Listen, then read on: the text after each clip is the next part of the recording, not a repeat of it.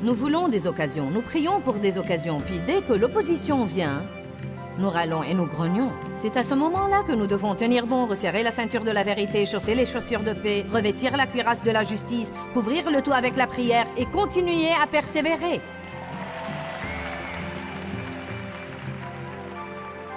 Restez avec nous dans Jouissez de votre vie.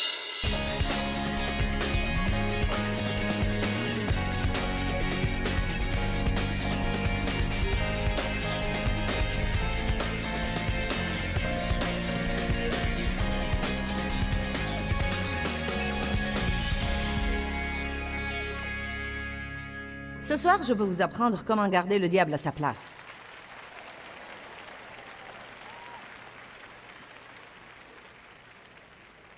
Amen. Satan est l'ennemi, Dieu est votre ami. Le diable est mauvais et Dieu est bon. Vous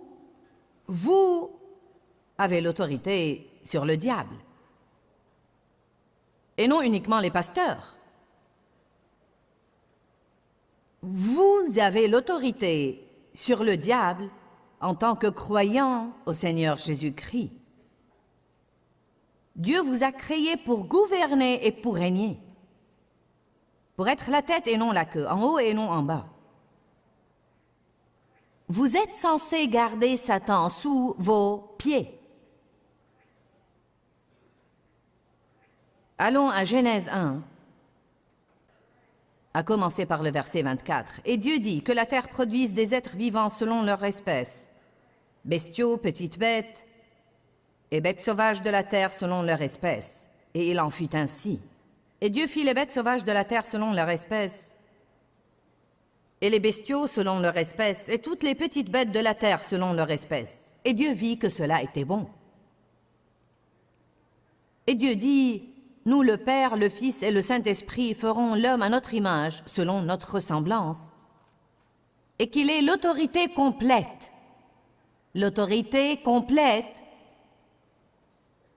sur les poissons de la mer, les oiseaux du ciel, les bestiaux, et sur toute la terre, et sur toutes les petites bêtes qui rampent sur la terre, y compris les lèche-bottes.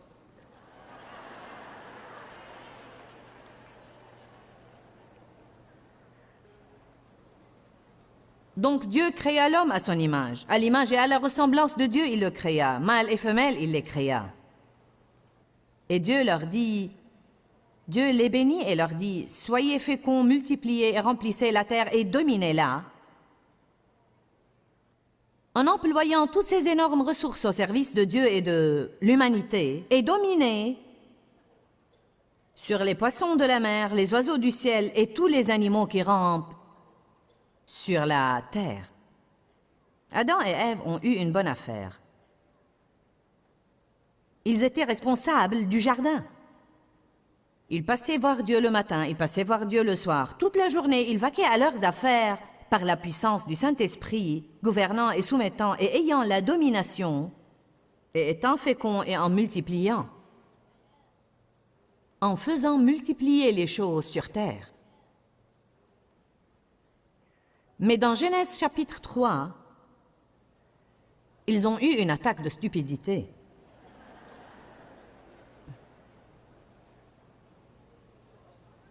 Verset 1. Or, le serpent était la plus astucieuse et la plus rusée de toutes les bêtes des champs que le Seigneur Dieu avait faites. Le serpent qui est évoqué là était Lucifer, qui a été créé par Dieu comme archange et qui était responsable de l'adoration, mais qui s'était rebellé et a dû être flanqué hors du ciel. Il a atterri sur terre. Il détestait l'humanité, il détestait la création de Dieu.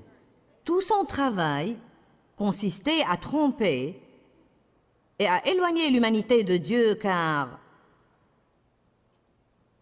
il détestait tout ce qui rendait Dieu heureux. Il était trompeur et rusé. Et Satan dit à la femme, « Dieu a-t-il réellement dit, vous ne mangerez pas de tous les arbres du jardin ?» Et la femme répondit au serpent, « Nous pouvons manger du fruit des arbres du jardin, mais pas du fruit de l'arbre qui est au milieu du jardin. Et Dieu a dit, vous n'en mangerez point, et n'y toucherez point de peur que vous ne mouriez. Mais le serpent dit à la femme, non, vous ne mourrez point. À ce moment-là, cette femme aurait dû ouvrir la bouche et dire, menteur! Arrière de moi! Hors de ma vue, car je sais ce que Dieu a dit. Tout ce que tu dis est différent de ce que Dieu a dit. Je sais que Dieu est vérité et que toi, tu mens. Combien l'histoire aurait différé? Mais elle a écouté le diable comme le font beaucoup de nous. En écoutant le diable et en faisant ce que Dieu lui avait dit de ne pas faire,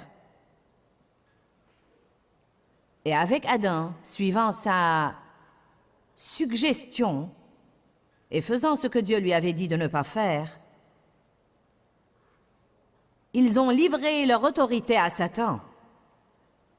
Ils ont livré leur autorité à Satan. Eh bien, Dieu avait déjà un plan de rédemption arrêté avant même que l'homme soit trompé. Envoyer son Fils unique Jésus pour nous racheter de l'ennemi et pour nous rendre l'autorité qu'Adam avait cédée. Il y a des écritures dans tout le Nouveau Testament qui parlent de l'autorité du croyant. L'autorité du croyant. C'est une des grandes révélations que j'ai eues il y a 25 ans, quand j'ai d'abord commencé à écouter le genre d'enseignement que je donne là. J'ai commencé à lire de bons livres chrétiens. Nous devons savoir que nous avons un ennemi. Le diable ne peut pas vous blairer. Il vous méprise. Ce n'est pas parce que vous décidez de servir Dieu et faire quelque chose de bien que le diable va s'endormir et vous laisser tranquille. Vous devez savoir comment persévérer. Avec chaque occasion vient l'opposition. J'ai dit, avec chaque occasion vient l'opposition. Nous voulons des occasions, nous prions pour des occasions, puis dès que l'opposition vient, nous râlons et nous grognons. C'est à ce moment-là que nous devons tenir bon, resserrer la ceinture de la vérité, chausser les chaussures de paix, revêtir la cuirasse de la justice, couvrir le tout avec la prière et continuer à persévérer.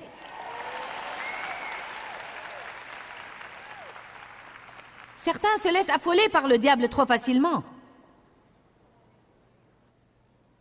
Vous devez avoir un peu plus de fermeté, la fermeté du Saint-Esprit. Vous devez rendre votre visage dur comme un silex et dire « Je sais ce que Dieu m'a dit, et diable, tu es un menteur, et je vais avoir ce que Dieu a dit que je pouvais avoir. Je vais faire ce qu'il a dit que je pouvais faire, et je vais être ce qu'il a dit que je pouvais être. »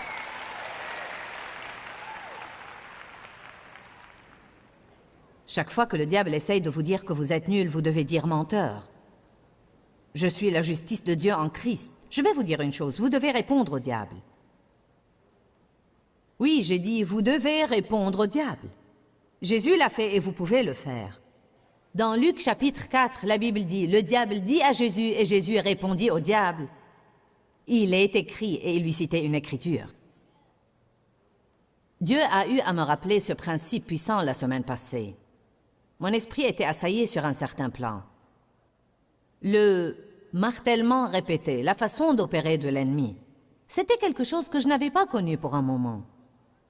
Vous prenez une certaine victoire, le diable vous laisse tranquille, peut-être pour une saison, mais il attend un moment plus opportun et il revient en une nouvelle saison.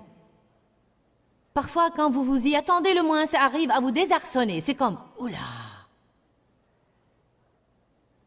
Le diable attend parfois longuement les gens qui ont finalement acquis une certaine révélation. Il attend le temps qu'il faut qu'ils oublient plutôt ce principe et garde cette attaque en attente quelque part, puis il commence à attaquer à nouveau. Vous avez oublié comment le combattre. Le Saint-Esprit a dû me le rappeler. Ouvre ta bouche et fais la guerre avec la parole.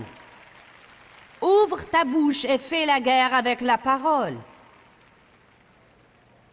Quand vous faites quelque chose de mauvais et que vous vous repentez et vous demandez à Dieu de vous pardonner et vous continuez à vous sentir coupable, c'est un des moyens les plus rapides avec lequel vous pouvez vous débarrasser du diable, car ce n'est pas Dieu qui vous condamne, c'est le diable qui vous condamne. Satan vous tentera de faire quelque chose, puis vous accusera et vous condamnera pour la même chose qu'il vous a persuadé de faire. Amen. La Bible dit dans Romains 8 que ce n'est pas Dieu qui nous condamne, ce n'est pas le Christ, mais l'ennemi. Vous devez le savoir. Vous devez ouvrir la bouche et dire « Il n'y a aucune condamnation pour ceux qui sont en Christ. Je me suis repenti, mes péchés sont pardonnés, je suis une créature nouvelle en Christ, je suis rendu juste devant Dieu. Et diable, tu es un menteur, tu es l'accusateur des frères, mais tu ne peux pas m'accuser devant Dieu car tu as été précipité. » C'est ce qui est écrit dans Apocalypse. Nous le vaincons par le sang de l'agneau et par la parole de notre témoignage. Notre problème est bien des fois que nous sommes trop paresseux pour le faire. Nous le sommes. Parfois, nous sommes spirituellement apathiques. Nous savons ce que nous devons faire, mais nous ne le faisons pas. Pourquoi nous est-il difficile d'ouvrir la bouche et de confesser la parole? Il nous est beaucoup plus facile de murmurer, de ronchonner et de nous plaindre. Ça ne sert à rien. Nous devons confesser la parole de Dieu. Nous devons dire le contraire de ce que le diable nous dit. Le diable est un menteur. Dites-le tous, le diable est un menteur. Dites, arrière de moi, Satan. Dites, au nom de Jésus, je te réprime, diable. J'ai l'autorité sur toi et sur toutes tes dominations et autorités diaboliques. Bien que vous ayez l'autorité, vous devez parfois être agressif au sujet de prendre cette autorité. Dans Matthieu 11, il est écrit « Le royaume des cieux est assailli avec violence, mais ce sont les violents qui s'en emparent. » Vous devez parfois combattre le bon combat de la foi, mais nous ne devons pas combattre tout le temps. Être chrétien n'est pas tout le temps un combat suivi et continuel, mais nous devons bien combattre le bon combat de la foi. Nous devons courir dans le stade. Il y a des moments où nous devons tenir bon. Il y a des moments où il faut un peu de travail et un peu d'effort. Souvent, nous voyons des gens venir travailler dans le ministère, puis ils sont en butte aux attaques. Ils ne le comprennent pas car « j'étais presque sûre que c'était ce que Dieu me disait de faire ». Ce n'est pas parce que vous avez un peu de problème que Dieu ne vous a pas dit de le faire. En fait, parfois, c'est le vrai bon signe qu'il vous a dit de le faire. C'est un de ces moments où vous devez arrêter de penser et revenir voir ce qu'il y a dans votre cœur comme nous en avons parlé la veille, ou ce matin, ou je ne sais quand. Quand vous commencez à devenir irrésolu et vous ne savez plus ce que Dieu a dit car vous avez senti une chose dans votre cœur mais vos circonstances sont contre tout, à ce moment-là, vous vous y perdez. Quand les choses ne sont pas bonnes, c'est facile de s'y perdre. Quand vous souffrez, vous ne savez plus quoi faire. Quand vous avez un manque dans votre vie, quand vous faites tout le bien que vous savez faire et il semble que vous n'avez pas de bons résultats malgré vos essais, c'est dur et ça peut créer la confusion. C'est là que vous devez éteindre cette petite cervelle. Tais-toi, diable. Savez-vous pourquoi? Car l'esprit est le champ de bataille. C'est là où vous allez soit gagner la guerre contre l'ennemi, soit la perdre. Sur le champ de bataille de votre esprit, les pensées. Il essaye de bâtir des forteresses dans notre esprit en nous donnant certaines façons de penser, puis en se cachant dans ces mauvaises façons de penser. Votre vie ne va jamais aller sauf là où vos pensées vont aller, car l'homme est tel que sont les pensées dans son âme. Les armes de notre combat ne sont pas charnelles, mais elles sont puissantes par la vertu de Dieu. Pourquoi faire? Pour renverser des forteresses. En faisant quoi? En renversant les raisonnements prétentieux et toute hauteur qui s'élève contre la connaissance de Dieu. Pensez, pensez, pensez. Nous vivons dans une maison faite de pensées. Nous bâtissons notre vie par nos pensées. Vous ne pouvez pas aller autre part que là où votre esprit va aller. Vous ne ferez jamais de grandes choses si vous ne pouvez pas concevoir dans votre esprit que vous pouvez faire de grandes choses au nom de Jésus. Vous ne surmonterez jamais vos problèmes tant que vous pensez à l'esclavage.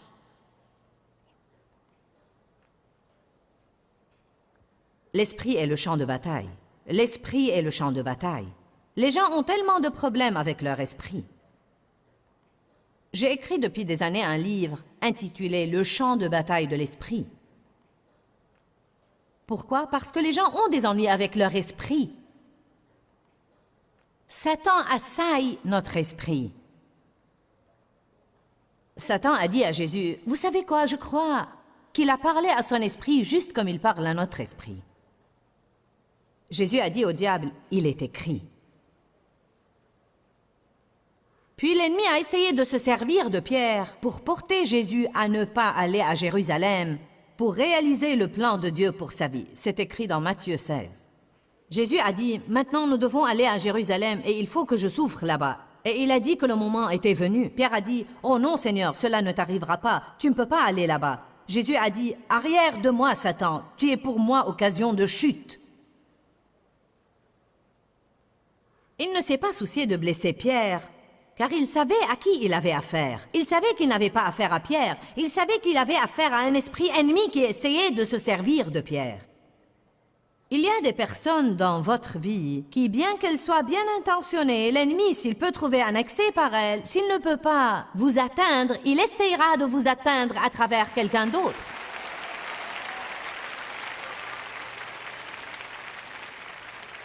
Si vous avez un enfant, par exemple, qui a un certain mode de comportement qui vous rend fou, le diable va essayer de vous épuiser. Ce sera cette chose-ci, puis cette chose-là, puis celle-ci. Ça va très bien pour vous, puis vous êtes comme « Oh non, pas ça !» Beaucoup de fois, l'ennemi sait ce qu'il faut pour vous achever. Allez maintenant. Nous ne luttons pas contre la chair et le sang, mais contre les autorités et les esprits méchants dans les lieux célestes. Prenez toutes les armes de Dieu afin de pouvoir résister dans le mauvais jour du danger. Et après avoir tout mis en œuvre, restez ferme et tenez bon.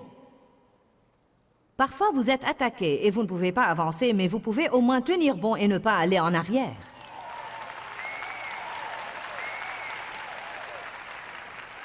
Vous dites, j'ai l'impression de ne pas avoir avancé depuis longtemps. Réjouissez-vous de ne pas avoir reculé. Au moins, vous tenez bon et vous restez ferme. J'aime toujours dire, tenez bon, l'aide est en route. Qu'est-ce qu'on dit en général quand on est sur la corde raide? Faites un nœud et attendez. La véritable foi ne commence que quand vous n'avez aucune échappatoire.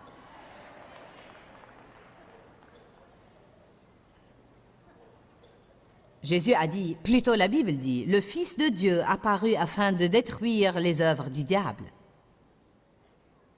Si les gens ne sont pas conscients de l'autorité qu'ils ont sur l'ennemi en Christ, ils ont encore une fissure dans leur fondation. Il y a toujours un endroit par lequel Satan peut entrer si vous ne savez pas que vous avez l'autorité sur lui. Je vais vous indiquer le moyen par lequel vous devez exercer cette autorité et certaines des choses que vous devez faire dans votre vie si vous voulez marcher selon cette autorité. Avoir l'autorité est une chose, marcher selon elle en est une autre. Nous avons eu des personnes dans notre direction que nous avons investies d'autorité. Et pourtant, parce qu'ils n'ont pas su comment marcher selon cette autorité, les employés dans leur département ne les écoutaient toujours pas, bien qu'ils aient légalement notre autorité pour gérer ce département, parce qu'ils ne marchaient vraiment pas selon cette autorité. Ça ne leur a servi à rien. Je marche selon l'autorité que Dieu m'a donnée. Quand je monte en chair, je le sens. Je sais que je commande. Je sais que Dieu m'a donné une autorité spirituelle pour gérer ces réunions. Et si n'importe qui essaye de causer du grabuge dans nos réunions, nous les arrêtons.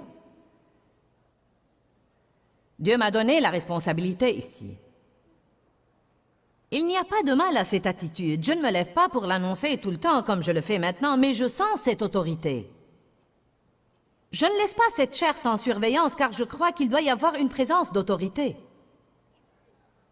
Si je dois aller quelque part, peut-être aller aux toilettes ou quelque chose comme ça, je veille à ce qu'il y ait quelqu'un qui puisse prendre l'autorité si besoin est. Là où il n'y a pas d'autorité, Satan écrase les gens. Pensez à tous les gens du monde, même les chrétiens, qui ne savent pas qu'ils ont l'autorité sur Satan et il les rend fous tout le temps parce qu'ils ne savent pas qu'ils ont l'autorité.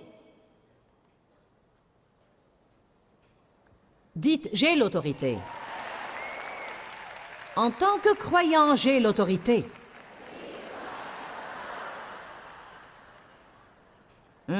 Déjà, ça vous fait sentir plus... Oui. Pour qui te prends-tu, diable?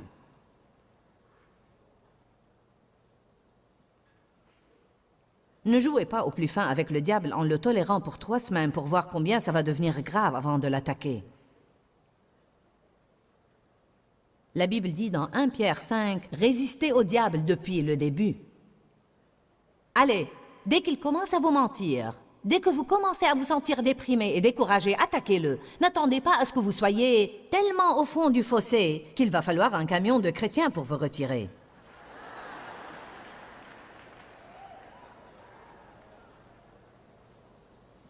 Dès que vous commencez à vous apitoyer sur vous-même parce que quelqu'un vous a blessé ou parce que vous n'avez pas eu ce que vous vouliez, à ce moment-là, vous devez dire « Non, diable, je suis allé à ces fêtes d'apitoiement avant et je ne vais pas le répéter. »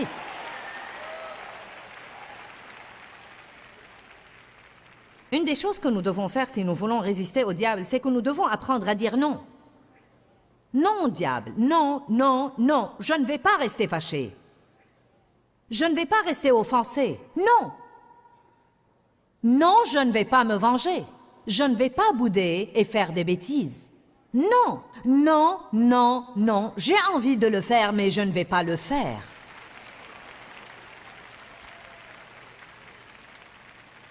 Je vais faire ce que Dieu veut que je fasse. Dieu aide-moi. Que pensez-vous veut dire résister au diable? Le Seigneur me l'a dit une fois et je vais vous dire ce que vous devez faire. Résister au diable ne veut pas dire résister à chaque épreuve que vous vivez. Cela veut dire que dans cette épreuve, résister à agir comme le diable. Dois-je vous le dire à nouveau? Autrefois, je pensais, résister au diable veut dire que je n'étais jamais censé avoir un problème. Chaque fois que j'avais un problème, je disais « je réprime ceci ». Et les problèmes continuaient d'affluer, je ne comprenais pas. Je n'avais pas encore eu la révélation que Satan s'oppose à nous. Qu'il y avait une opposition. Voilà pourquoi nous avons besoin de foi, de ténacité et de détermination. Voilà pourquoi nous devons régler nos pensées et continuer à les régler, comme dit la Bible dans Colossiens 3. Nous ne devons pas être irrésolus. Le Seigneur m'a dit un jour, tu ne dois pas résister à l'épreuve, tu dois résister à agir comme le diable pendant l'épreuve.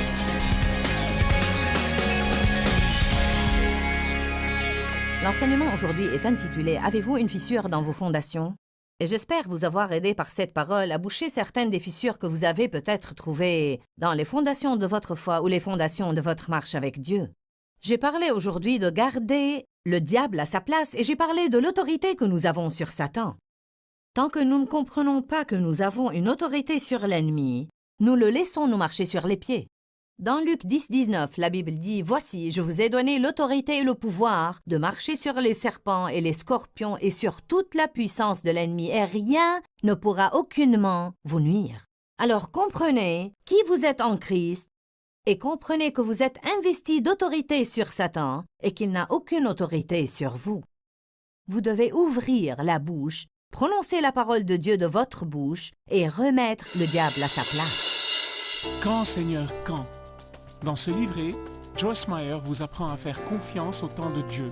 Pour obtenir ce livret gratuitement, écrivez-nous à Joyce Meyer, boîte postale 40095-6300, Larnaca, Chypre.